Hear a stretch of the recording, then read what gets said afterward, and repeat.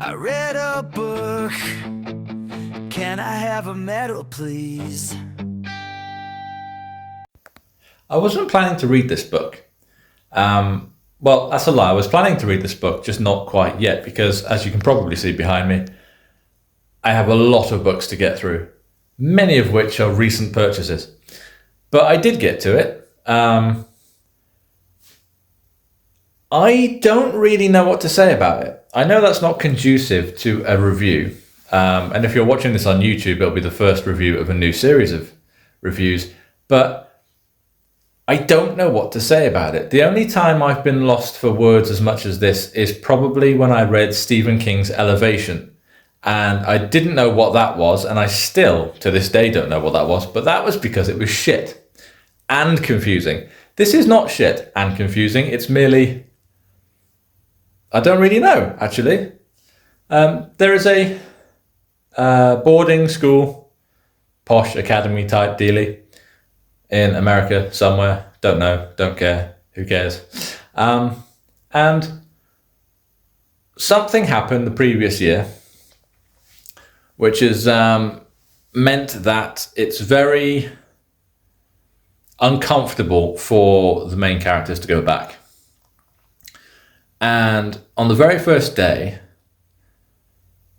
the boy who our main character is, I'm going to say in love with, it's complicated, comes back, and immediately we see that there is blood on his cuff, on his shirt.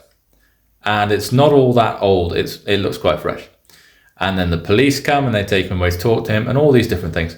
And what we essentially learn, and it's not very quickly either, this is a very drawn out book, is that something in the forest is coming for them. That's probably the best way I can put it. It's almost as if the forest itself is coming for them, but there are ties between what Thomas is drawing, this is the guy with blood on his cuff, and the fairy tales that the main character is writing. So it's almost like they're creating these things. But yeah, that's what you're looking at. Kind of folky gothic horror style, set in a school. The reason I'm confused is because this book is incredibly well written. And the imagery within it is beautiful in terms of horror vibes. You know, the descriptions of the forest and the decaying leaves and the creatures that come from wherever they come from, they're incredibly stunning descriptions. But I was halfway through the book before anything really sort of clicked. And then at the end, I've no idea what happened.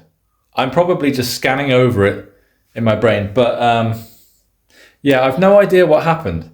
And then the afterword, which follows the final line, says, if you're looking at this book confused with a frown, then that was the point. So that didn't help. So I'm still confused, but very good book. Very dark, very rich, very atmospheric, very folky, gothic horror. I gave it 4 stars. I would definitely recommend it to people. It's also a good rep of queer lit, because we've got an ace character in there, bisexual characters, lesbians, all the good stuff. And it's done really well. The representation is done as part of the story rather than going, look, here's a queer book, you will like it, which a lot of people, old white men, don't like. So yeah, very well done on all fronts, really. Go and check it out.